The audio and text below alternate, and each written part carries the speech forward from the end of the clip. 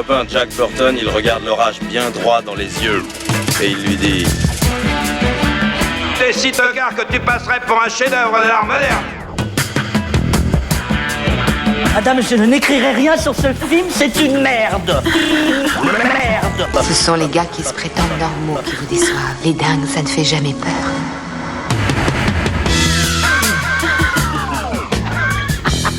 Elle nous connaît dans les coins, la frangine.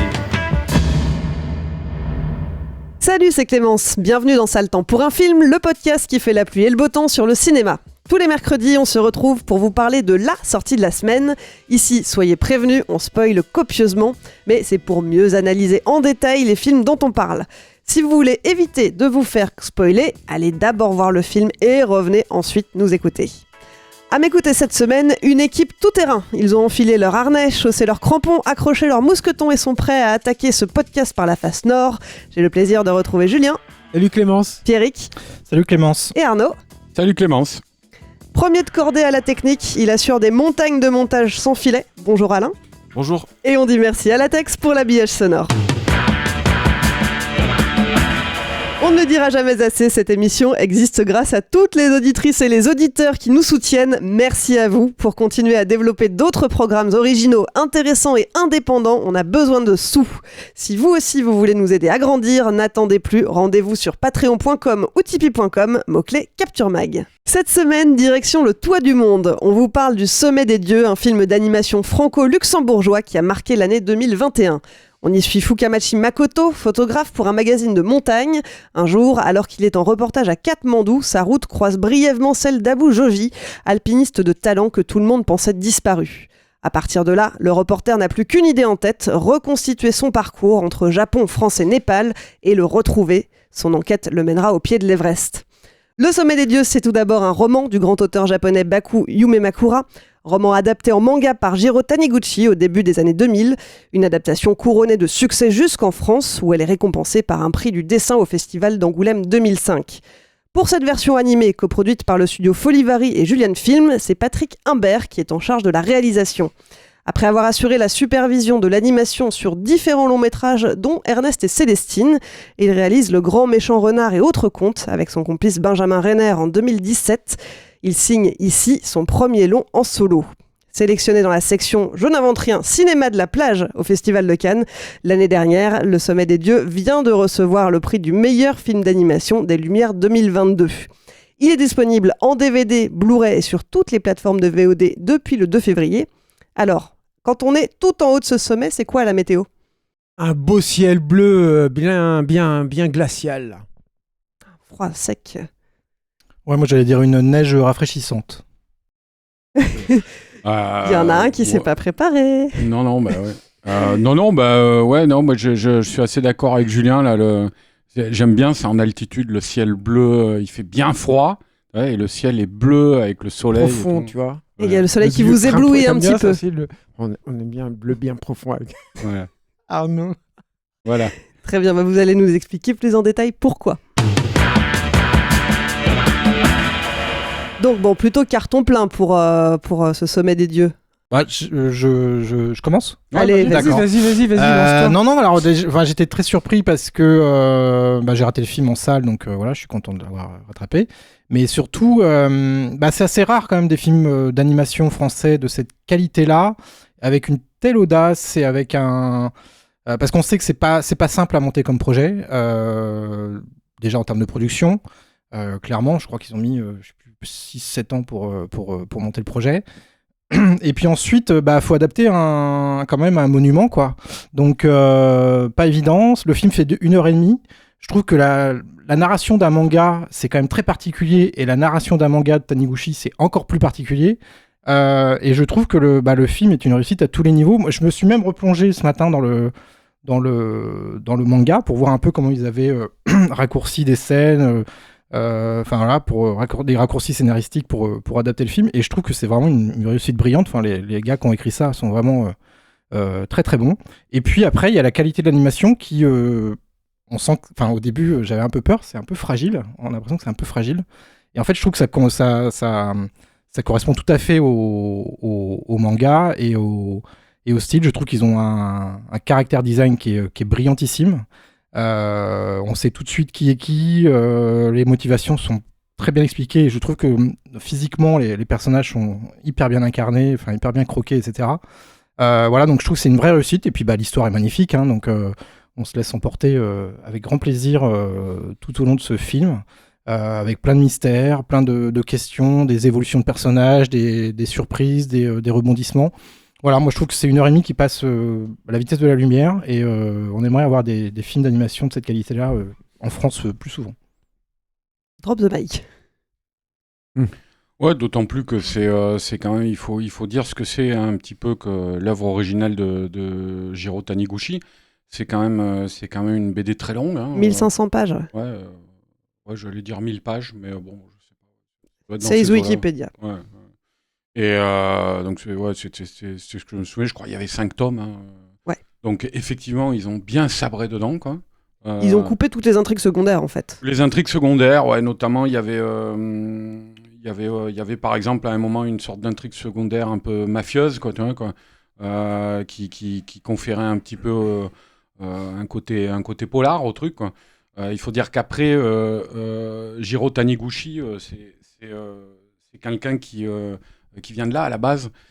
C'est quelqu'un qui a fait sa renommée en Europe et notamment en France, où il a connu beaucoup de succès avec des mangas comme Quartier Lointain. Et pendant pas mal de temps, c'est ici qu'il a fait en fait son lectorat et non au Japon. Au Japon, c'est un auteur, et même encore maintenant, ça reste un auteur un peu confidentiel, on va dire, quoi, même si moins qu'auparavant. Mais c'est quelqu'un qui a fait toute sa carrière dans le manga, qui a depuis le début, depuis la fin des années 70, début des années 80, je crois, et qui a commencé dans le pur manga de genre, hein, dans des polars. Je me souviens notamment de Trouble is My Business, là, qui était un polar hard-boiled de pur jus et qui était formidable. Et moi, je trouve que ce rapport au genre qu'a Taniguchi, qu'après il a évolué, on va dire, j'aime pas trop ce terme, mais vers un manga un peu plus manga d'auteur, quoi. Il s'est nourri justement de ça et de son passif dans le manga de genre. Ça a teinté un petit peu l'arrière-fond de pas mal de ses œuvres. Il en reste quelque chose un petit peu dans le film, notamment ce côté enquête sur l'appareil photo. Et au début, quand le journaliste croise pour la première fois cet alpiniste là, dont je me souviens plus le prénom, qui est ça va être un peu le tandem du film, tous les deux. Abou Joji. Voilà, Abou. Et il le croise dans une rue interlope là, très film noir, ouais, au Népal, voilà, ouais, exactement. Et donc voilà, et tout ça, alors c'est vrai qu'ils ont effectivement expurgé pas mal de ces intrigues secondaires. Il faut quand même saluer et dire leur nom, hein, parce que outre Patrick Imbert qui est le réalisateur, il y a aussi Jean-Charles Ostorero et Magali Pouzol. Parce que véritablement ils ont fait, moi je trouve, un super boulot. Je m'y attendais pas, moi. Je dois dire que j'ai découvert le film à Cannes l'an dernier, justement, donc sur grand écran, j'en ai pris un peu plein la gueule. Moi, je suis pas trop client d'animation française à la base. C'est souvent, je trouve...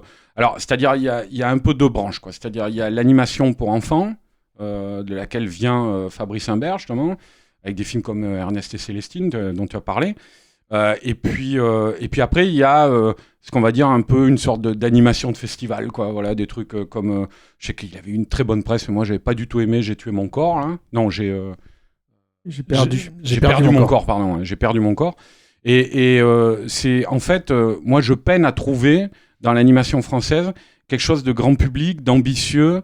Et voilà, c'est soit pour les gamins, soit pour Télérama, quoi, en gros, quoi. Et du coup, la surprise n'en a été que meilleure, quoi, parce que sur Le Sommet des Dieux, c'est vrai que voilà, il y a un côté effectivement hérité de Taniguchi, très contemplatif, tout ça, mais il y a un côté aussi vraiment très prenant. Il y a des scènes d'alpinisme qui moi, il y a deux, trois scènes, je pense notamment à la première scène où il perd le petit. C'est terrible. Le petit garçon qui veut faire de l'alpinisme avec lui, là, qui forme, à qui il apprend le métier. Après, il y a aussi l'épisode de la rivalité là, dans l'ascension des grandes Joras. Là. Contre AC, j'ai plus son nom de famille. Son rival, l'autre qui va finir par disparaître lui aussi d'ailleurs. Mais où c'est une pure scène de survival, quoi. Et en plus magnifique, c'est-à-dire où le gars s'en sort littéralement, il se retrouve suspendu dans le vide, et c'est pas mal d'ailleurs, parce qu'en fait, il se retrouve dans la même position que le petit garçon qu'il a perdu, et du coup, tout de suite, quand on voit cette scène, on repense évidemment à ce qui s'est passé, et on a d'autant plus peur pour le personnage, quoi, parce qu'il est littéralement suspendu à un fil, quoi. Et en fait, avec une jambe cassée et un bras cassé, il va réussir à se hisser jusqu'à un promontoire avec ses dents et avec son autre bras valide, quoi. Donc, et la scène, une fois qu'il s'est hissé sur le promontoire, on a une scène d'attente qui dure 3 jours, où on voit les soleils se coucher sur la frise des montagnes, comme ça, c'est d'une splendeur, quoi. Y a beaucoup, justement, dans l'esthétique de la représentation de la montagne, de ces pans entiers dans l'ombre, avec comme ça un liseré de lumière au sommet. Enfin, voilà, il y a vraiment des très très beaux plans, quoi. Où moi j'avais l'impression, surtout sur un grand écran, où j'avais l'impression d'être à la montagne vraiment, quoi, avec les personnages. Et donc il y a un côté très immersif qui est vraiment hyper payant pour le film, quoi, et pour le ressenti qu'on en tire, quoi. Bah, le décor des montagnes, moi j'ai trouvé, était quasiment réaliste. On aurait presque dit des photos à certains moments. Générique de début notamment, je me suis posé la question. Surtout ce que tu dis, c'est que c'est très efficace, c'est-à-dire que c'est jamais contemplatif. Il y a une efficacité dans l'image, dans le plan et dans la longueur du plan, dans le rythme, qui fait qu'on n'est pas dans la contemplation, on est dans l'efficacité du sentiment, enfin de ce qu'on doit ressentir à ce moment-là.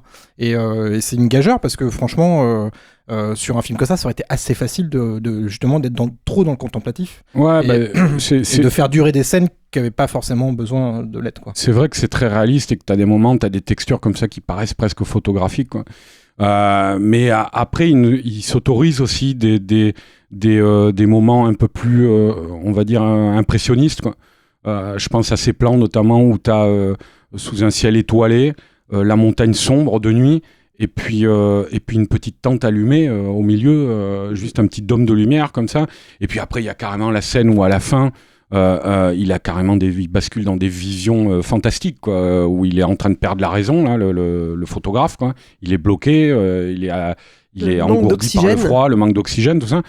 Et voilà, il y a certains plans qui font penser notamment je pense que les amateurs de ce type de peinture connaîtront Nicolas Roerich. C'est un grand peintre russe qui est le peintre de la montagne, qui a vécu en Himalaya, tout ça.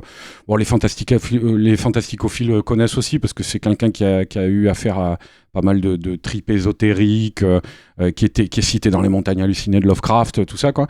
Et bref, voilà, il y a une vraie culture picturale, et qui ne se met jamais en avant, je trouve, qui est vraiment coulé dans le design, et notamment dans ce qu'ils font avec la 2D numérique. C'est vraiment... tu parlais du design des personnages aussi. Je trouve que... Parce que le style de Taniguchi, c'est un style très hachuré, évidemment, très détaillé. Donc c'était impossible de faire ça en animation. Et je trouve qu'ils ont vraiment trouvé une sorte de compromis, mais qui n'en est pas un, parce qu'il fonctionne totalement, où on voit réellement des personnages de Taniguchi, mais pas avec le trait de Taniguchi. C'est assez étonnant, quoi, comme rendu final, quoi. Julien. Oui, je suis tout à fait d'accord avec ce qui vient d'être dit. Je commencerai en disant déjà que c'est ce qui m'a plu, c'est que c'est vraiment un magnifique projet de cinéma, en fait. C'est-à-dire et qui est très bien travaillé, c'est-à-dire qu'il il fonctionne par contraste, c'est-à-dire que tu alternes avec des scènes de ville foisonnantes, très denses, parfois même étouffantes, et l'épure de la montagne tout à coup, et ces scènes de souffle. Et ça m'a fait d'ailleurs penser à une petite réflexion comme ça, c'est qu'aujourd'hui, surtout avec le fait qu'il y ait beaucoup de numérique dans le cinéma et tout, on nous vante souvent le fait que ça a été tourné pour de vrai, ma bonne dame, et il n'y a pas de faux, et puis c'est pas du studio et tout. Et là, en fait, tu te rends compte que c'est vraiment c'est des âneries, en fait, tout ça, parce que ce film d'animation, effectivement, t'as vraiment l'impression de voyager. J'ai eu froid, j'ai eu le vertige, j'ai senti le vent. Enfin voilà, c'est très beau travail sonore aussi. Tu te rends compte que c'est pas du tout comme ça en fait que fonctionne le cinéma, que tout peut être fait pour de faux, que c'est une construction cinématographique. Et là, elle est très belle. Et en plus, je trouve que c'est marrant. J'ai pensé à un film qui est pas terrible en fait de Balthazar Comincourt qui s'appelle Everest, qui partage pas mal de points communs avec celui-là, et notamment d'être aussi donc sur des alpinistes qui essayent de gravir l'Everest. Enfin, en tout cas, qui ambitionnent de le faire. Et c'est fascinant en fait parce que c'est un peu comme le western, c'est-à-dire que ça te contraint un peu à travailler quand même sur de l'épure, c'est-à-dire que c'est la montagne avec le ciel derrière, et il y a aussi le fait que tu aies cette figure humaine absolument minuscule qui a un point en fait dans l'écran, souvent au milieu d'un paysage grandiose. Et ce qui est super dans le Sommet des Dieux, c'est que cette imagerie fait écho aussi au sujet du film, qui est c'est un film sur le dépassement de soi, mais c'est aussi un film où tu cours après des modèles qui sont de toute façon insurpassables, tu cours après un objectif que de toute façon tu ne pourras pas atteindre, et comment tu trouves du sens en fait là-dedans, comment tu te réalises finalement là-dedans, qu'est-ce que tu cherches véritablement là-dedans, et tout ça, moi je trouve qu'il y a une adéquation en fait entre ce que le film te raconte et ce qu'il te montre qui est vraiment extrêmement touchante. Et là où aussi je rejoins mes deux compères, c'est que c'est sur l'animation. Moi, elle m'a fait un tout petit peu peur au début, mais ils ont réussi et ça c'est assez rare dans l'animation française, ou en tout cas occidentale, où tu fonctionnes beaucoup avec des images clés en fait. C'est-à-dire que le mouvement importe moins que la posture du personnage. Et il y a une faculté dans ce film aussi à te saisir. Alors c'est marrant parce que des fois, c'est rare, mais je me disais, les personnages surjouent un tout petit peu. Mais c'est très rare quand même. Mais parce qu'il y a quand même une faculté à travers un petit geste, une petite posture, un déplacement de main ou juste un positionnement de main en fait, à saisir dans quel état est le personnage, quelle est sa pensée, quel est son positionnement par rapport à l'autre avec qui il discute. Donc voilà, non, mais je suis enfin voilà, on a déjà dit beaucoup de choses, du coup, je vais être redondant après par rapport à mes deux collègues, quoi. En fait, je me faisais la remarque parce que j'ai lu que en fait il y a certains animateurs qui sont arrivés sur le film en cours de route, enfin des animateurs ou des designers qui sont arrivés sur le film et qui ont travaillé sur une série qui s'appelle Last Man, qui est adaptée déjà d'un faux manga français entre guillemets. De Bastien Vives. Et la série est formidable, vraiment bien, et elle me fait, enfin, j'étais pas étonné quand j'ai vu qu'ils avaient participé à ce film-là, parce qu'on retrouve la même efficacité, ce que disait un peu Julien, le côté des fois c'est pas forcément très animé, mais ils sont présents et charismatiques tout de suite, les personnages, parce qu'ils ont été designés d'une manière hyper efficace. Et narrativement, je trouve que c'est essentiel parce que quand on est sur un film comme ça d'1h30, etc., il y a beaucoup à raconter. Le film raconte beaucoup de choses, mine de rien, il y a beaucoup de thématiques, il y a beaucoup de péripéties, etc. Et je trouve que rien que par le jeu, entre guillemets, du dessin et des acteurs, il se passe énormément de choses en fait. Et on comprend très vite les situations. Enfin, il y a une efficacité dans le découpage, dans la composition, qui fait que ça fonctionne tout de suite, quoi. Et c'est vrai ce que disait Julien, au début on a un peu peur, on se dit sur quoi on va aller, ça a l'air un peu fragile comme animation. Et finalement non, c'est tout de suite très efficace. Et je pense que c'est vraiment l'alliance parfaite entre ce que doit être le scénario et la mise en image, quoi. Il y a ça, et puis il y a aussi le fait que là, moi, je suis un peu moins Arnaud. Enfin, j'entends ce qu'il veut dire sur cette espèce de cinéma d'animation d'auteur qui est porté au nu aujourd'hui, mais par contre, il y a quand même une vraie vitalité dans l'animation française aujourd'hui, qui est due à plein de choses, et notamment aux écoles qu'on a.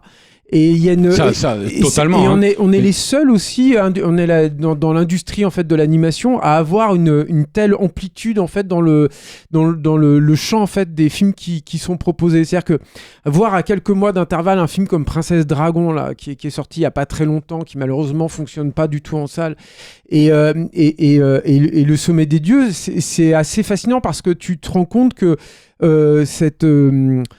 génération en fait de cinéastes, ils ont intégré à la fois beaucoup de choses de l'école, on va dire japonaise, d'animation, de la Japanimation, et beaucoup aussi de tout ce qui s'est fait aux États-Unis, notamment avec l'école Disney. Et il y a quand même une vitalité, une diversité en fait dans les films d'animation française qui moi me fait quand même plaisir à voir. C'est-à-dire que je vais pas forcément effectivement porter au nu ces films un petit peu plus autorisants, on va dire, je sais pas, exigeants. Ouais, enfin je sais pas, parce que c'est pas forcément voilà vers ça que je me porte, mais il y a quand même il y a quelque chose d'agréable en fait à voir là-dedans. C'est un secteur de l'industrie audiovisuelle française qui est quand même très curieux. Dans le sens où ils sont ouverts à beaucoup de choses et qui offrent énormément de choses. Pierrick parlait de Last Man, il y a Bobby Peel, enfin voilà, il y a énormément d'offres en fait. En France, c'est extrêmement varié et ça fait quand même je trouve pas que ça soit si varié que ça, moi. Après qu'il y ait effectivement des talents que le monde entier nous envie, parce qu'on fait autorité là-dessus, tu vois, sur les écoles, tout ça, des talents, on en a, hein. Et puis, c'est vrai qu'il y a peut-être de plus en plus de choses qui arrivent progressivement. C'est vrai qu'il y a la série de Netflix là, adaptée du jeu vidéo là, récemment, Arcane. Par exemple, ouais. Voilà, il y a des choses, on va dire, peut-être qu'il y a des choses qui se passent. Mais moi, je parle peut-être sur la dernière décennie et encore jusqu'à il y a 1 an ou 2. Moi, je trouvais l'animation française très, très sclérosée et très limitée un petit peu toujours sur les mêmes choses, quoi. Mais bon. Ce qui est intéressant avec Le Sommet des Dieux ou Last Man ou d'autres productions de ce type-là récemment, c'est qu'en fait, il y a une époque où le film d'animation classique, ça coûtait cher. Là, je sais pas combien ça a coûté Le Sommet des Dieux, mais je suis pas sûr que c'est un film qui coûtait très cher. Last Man, je sais que ça a coûté que dalle. Et en fait, Sommet des Dieux, je pense que ça a dû coûter cher sur la longueur, parce que comme tu le disais tout à l'heure, oui, mais c'est un film, ils ont commencé à bosser dessus oui, mais je sais pas si la production 2014. la production a duré si longtemps que ça, je sais pas. Et ça devait être en 3D à la base aussi. Ouais. Ah oui. Et en fait, ce qui se passe, c'est que je trouve que les écoles françaises, justement, ont aussi réussi à trouver des moyens d'être plus efficaces avec moins de moyens, justement. Dans le chara-design, dans une animation peut-être plus épurée, enfin en tout cas moins riche, mais en tout cas tout aussi efficace. Et je trouve que il y a une modernité qu'on n'avait pas vu depuis longtemps, parce que encore une fois, les derniers films Disney en 2D, en animation classique, ils ont lâché l'affaire. Mais tu vois, je pensais à un film comme Calamity aussi, tu vois, par exemple, là, qui est sorti, c'est pareil, hein, qui est un film qui est sorti très très récemment, de voir à peu près dans le même laps de temps ces 3 films-là sortir. Moi, ça me fait plaisir quand même. C'est-à-dire que mine de rien, là, il y a quand même, il y a un truc qui est en train de se passer quand même, et minuscule. Bah oui, par exemple. Mais je veux dire, c'est des gens qui ont eu encore une fois une vraie curiosité culturelle, et ça porte aussi ses fruits, quoi. C'est-à-dire que voir ces trois films qui sont de qualité diverses. Hein, moi, Calamity, c'est un film que j'aime énormément aussi. Et je trouve que ce sont ça fait plaisir à voir. Enfin, vraiment, il se passe quelque chose. Il y a des choses vraiment, vraiment intéressantes, et une façon, en fait, d'appréhender que je peux retrouver, par exemple, en BD. Bon, pareil, c'est pas la même industrie, c'est pas le même niveau et tout, mais où tu as l'impression t'as plein de graphismes, en fait, différents, quoi. Là où les productions américaines, par exemple, moi, je trouve les personnages ils se ressemblent tous, tu vois. Moi, Encanto, je déteste pas, tu vois, le dernier film de Disney, mais finalement tu pourras avoir ce chara-design chez DreamWorks, enfin tu vois, il y a plus de diversité dans les styles. Bah voilà, ce qui est proposé. Là, il y a vraiment, à chaque fois il y a une proposition graphique forte. Voilà, c'est vrai, ça fait plaisir, quoi. Il y a une époque où quand il y avait un DreamWorks, un Blue Sky ou un Pixar qui sortait, on savait rien qu'à l'affiche ou rien qu'à la bande-annonce de quel studio ça venait. Et aujourd'hui, je trouve que c'est beaucoup plus difficile d'arriver à déterminer ça. Et j'ai l'impression que ça s'est vraiment lissé, en fait, le savoir-faire américain sur la 3D, etc. Et je trouve ça totalement inintéressant, quoi. Pour revenir un petit peu au film aussi, je pense que ce qui est bien avec Le Sommet des Dieux, c'est qu'aussi d'en avoir, évidemment, le parti pris d'en avoir fait un film d'animation a facilité les choses. Mais c'est bien d'avoir aussi respecté le fait que c'était avec des personnages japonais. Je dis ça parce qu'évidemment, l'animation facilite ça, mais je me rappelle l'adaptation de Quartier lointain. Bon, il était encore vivant, hein, Jiro Taniguchi à l'époque, parce que là, il est mort en 2017. Il est mort 2 ans après qu'ils aient commencé vraiment à travailler sur le film, quoi. Et son adaptation en prise de vue réelle de Quartier lointain, là, catastrophe. c'était, il n'y a pas d'autre mot, je crois. C'était vraiment quelle horreur, comme dit Julien Dupuis. En parlant d'adaptation live, le saviez-vous, mais Le Sommet des Dieux a aussi été adapté en film live. Il y a 4-5 ans, je crois. Ouais, le roman, c'est le roman et pas le manga qui a été adapté. C'est Everest, Le Sommet des Dieux, sorti en 2016 au Japon et réalisé par Hideyuki Hirayama. Ouais, tout à fait. Moi, je ne l'ai pas vu, mais... Non, moi non plus. Mais non, c'est vrai qu'après Taniguchi, c'est assez marrant parce que les gens qui ont fait un succès, les lecteurs qui ont fait un succès à ces récits plus intimistes, comme Quartier lointain, où je me rappelle, c'était très joli, ça aussi, les rêveries d'un gourmet... solitaire, voilà. Ouais. Ce type de récit, ils sont peut-être pas forcément, après, quand ils ont découvert Le Sommet des Dieux, habitués à ça, parce que c'est quand même un vrai récit d'aventure, quoi. Et ce qui est marrant, c'est la versatilité de Taniguchi à la base, quoi. C'est-à-dire, je parlais de polar, les polars hardboil avec lesquels il a commencé, mais par exemple, le récit d'alpinisme, il avait fait un autre récit qui s'appelait K2, plusieurs années avant Le Sommet des Dieux. Donc c'est quelque chose qui l'a toujours intéressé et on comprend facilement pourquoi, hein, ce que tu résumais d'ailleurs très bien, Julien, tout à l'heure, la différence entre la vie citadine dont il sait parfaitement observer les détails, Taniguchi, et ça se retrouve dans le film. Il y a des gros plans sur des bureaux, des verres de bière sur une table et des trucs comme ça, des gens agglutinés dans la rue, tout ça. Et puis après, effectivement, donc ces paysages démesurés, presque fantastique, hein. Et je pense que c'était quelque chose qui graphiquement l'intéressait énormément, Taniguchi, et que Humbert et ses collaborateurs ont su parfaitement capter, quoi. C'est ce va-et-vient continuel entre le détail et entre le micro et le macro, quoi, donne justement ce souffle presque épique à l'histoire, quoi.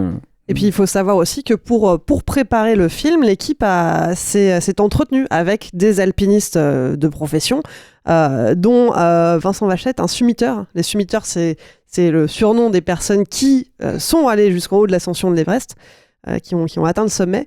Et donc ils les ont rencontrés pour recevoir des conseils et parler de leurs expériences. Alors c'est vrai que ça c'est plus anecdotique, mais il y a une autre grande qualité aussi. Alors moi j'ai pas lu le manga, je connais pas trop mal pourtant Taniguchi, mais j'ai pas lu ça. Mais par contre il y a un autre truc, c'est que tu comprends tout.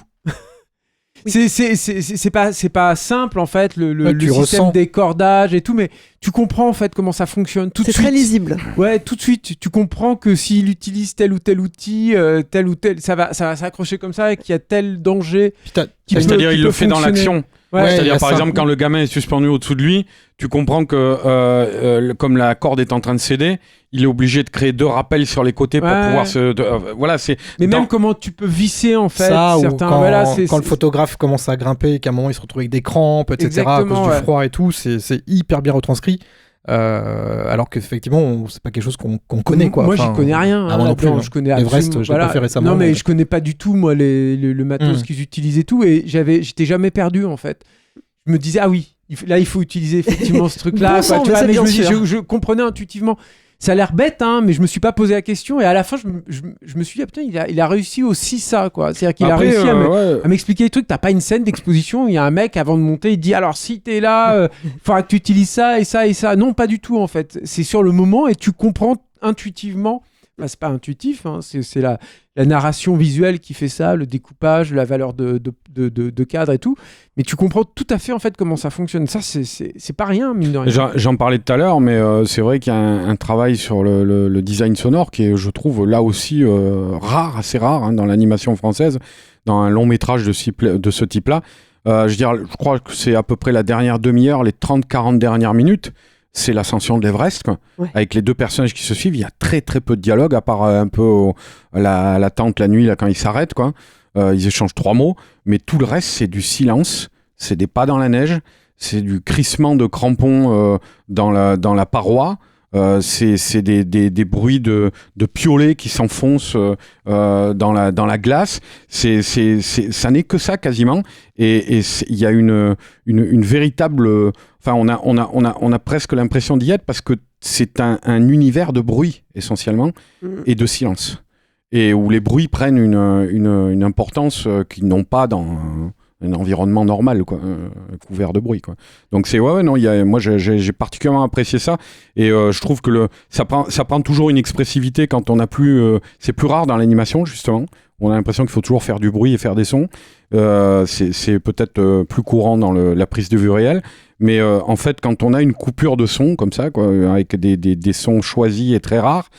Ça prend un relief au niveau du ressenti du spectateur qui est décuplé, quoi, vraiment, quoi. Ouais. Et puis il y a une bande son aussi musicale qui est signée Amin Bouafa. Honnêtement, je suis moins fan, moi, ça. Mais moi aussi. Ouais. Ah, ça vous a pas plu ? Non. C'est de l'ambiante. Moi, j'ai trouvé qu'il y avait il y avait une variété dans les styles qui était quand même assez intéressante, parce qu'on passait de morceaux plutôt classiques à certains moments à quelque chose de plus rock aussi au début. Enfin, c'était varié. Mais j'ai pas. Non, ça m'a un peu gêné justement. Je sais pas. J'ai pas. Moi, c'est vrai que j'ai un petit regret. Ça m'a pas emporté, quoi. Ouais. Moi, ça m'a pas gêné, je veux dire, mais... Je préfère ce que James Newton Howard avait fait sur Vertical Limit, par exemple. Ouais, mais là, on n'est plus dans le même genre de film. Non, mais moi aussi, j'aime beaucoup cette musique. Moi, justement, du beau symphonique, ça m'aurait bien plu sur un film comme ça, quoi. Là, c'est vrai que c'est un peu plus de l'ambiance. Bon, il y a 2-3 moments où je me suis dit c'était assez pertinent, parce qu'en fait, la musique, tu croyais que c'était justement de l'ordre du bruitage. Et en fait, non, c'est la musique, quoi. Tu vois, quoi. Genre, je sais plus ce que c'était exactement, si c'était le bruit du vent dans les arêtes rocheuses ou un truc comme ça, quoi. Et donc là, ça, c'était pas trop mal, quoi. Mais globalement, moi, je trouve qu'il y avait des moments où ça manque. Mais bon, après, ça, c'est un peu personnel, hein, mais où quand t'as des images fortes comme ça, moi, j'aime bien que ça. Et puis le cadre de la montagne se prêtait à ça, je trouve, à un bel orchestre symphonique. Voilà, mais bon, après, ça gêne pas dans le film non plus, hein, c'est pas... Non, mais ça aurait pu emporter un peu plus, quoi, effectivement. Bon, finalement, vous lui aurez trouvé quand même un petit défaut. Mais ouais, bon, ça va, c'est pas préjudiciable au plaisir qu'on prend au film. Très léger, et effectivement, le bilan est quand même très très positif. Plutôt très positif. Ouais. Ah ouais, et puis alors, les gens, évidemment, là, on fait pour la sortie vidéo. On n'arrête plus. Non, mais on continue, là, on y va, les gars, là. Mais il vient pas souvent, donc quand on dit est là, il en profite jusqu'à la dernière seconde. Je me gave, la permettez, là. mais non, évidemment, les gens, ils vont le découvrir en vidéo, hein, puisque c'est pour la sortie Blu-ray, DVD, tout ça. Et les plateformes. Mais s'ils ont l'occasion, les gens, je sais pas, à la cinémathèque du coin ou une ressortie salle, essayez de le voir sur grand écran. Moi, je sais que j'ai vu sur grand écran. Et c'est superbe de se noyer dans ces images-là, vraiment, quoi. C'est, parce que la télé, on a beau avoir un bon matos. Là, c'est vraiment, on se noie dans l'image. Et ce que disait tout à l'heure Julien, ces petits personnages perdus au milieu d'une immensité blanche, là. C'est quand vous avez tout le blanc qui vous entoure, quoi. C'est-à-dire que ça hisse le film à un nouveau sommet. Ah, moi j'ai je veux voir au-delà. Non, mais j'ai rarement vu un film d'animation français aussi immersif, hein. Moi, je me suis vraiment retrouvé, je me suis vraiment plongé dedans visuellement, au niveau sensoriel, tout ça, c'était bien bon. Ça des fesses. Oh, toujours ramener ça, là, Julien. On ne peut pas tenir en discussion avec toi sans que ça finisse là-dessus. C'est fatigant, la fin. Julien, c'est fatigant. On était sur une histoire poétique avec des images belles. Mais oui, merde. Et voilà, vous salissez tout. Bon, Le Sommet des Dieux, donc sur grand écran, si vous en avez la possibilité. Sinon, il est disponible en DVD, Blu-ray et sur toutes les plateformes de VOD. Ouais, et puis alors en plus... Depuis le 2 février. J'ai eu peur. Donc sur les plateformes de VOD. Depuis le 2 février. Coupe son micro. On arrive à la fin de cette émission, le moment où vous avez la parole. Vous avez vu le film de la semaine et vous avez des commentaires à nous faire. Vous avez adoré, vous avez détesté. Dans tous les cas, ne soyez pas timide, donnez-nous votre avis. Pour ça, c'est très simple, retrouvez Capture Mag sur Messenger et enregistrez un message vocal. On le diffusera dans la prochaine émission. La semaine dernière, on vous parlait de Val, le documentaire sur la carrière de Val Kilmer. Mais vous, qu'est-ce que vous en avez pensé ? On écoute ça tout de suite.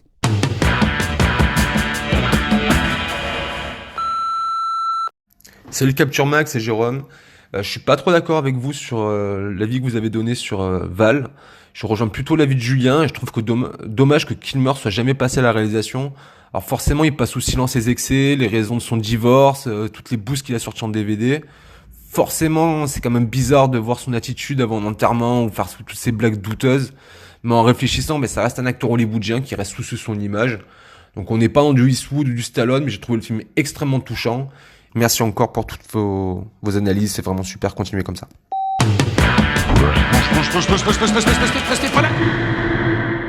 C'est le temps pour un film, c'est fini pour aujourd'hui. Julien, Pierrick, Arnaud, merci. Merci. Merci Clémence. Et merci Alain. Merci Alain. Et puis merci à vous qui nous écoutez et qui êtes un peu plus nombreux chaque semaine. Si vous nous découvrez, pensez à vous abonner pour ne pas rater les prochaines émissions. Et si vous voulez nous encourager et qu'on planche sur d'autres programmes de qualité, n'attendez plus, rendez-vous sur patreon.com ou sur tipeee.com.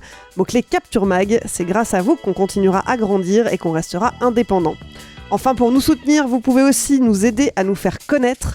Parlez de nous à vos amis, relayez nos émissions sur les réseaux sociaux et mettez-nous des étoiles sur les applis de podcast, on compte sur vous. Allez, je vous laisse, on se retrouve dans une semaine pour un nouvel épisode de Ça le temps pour un film. Salut!